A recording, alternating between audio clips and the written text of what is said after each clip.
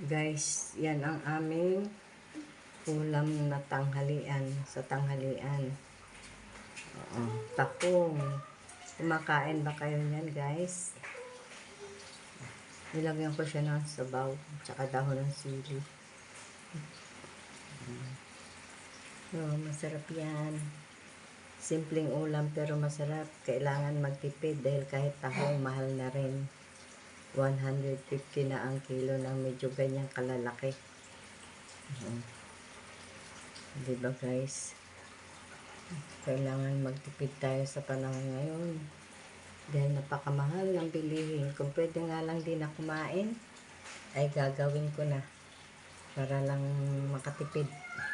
Kaso hindi eh.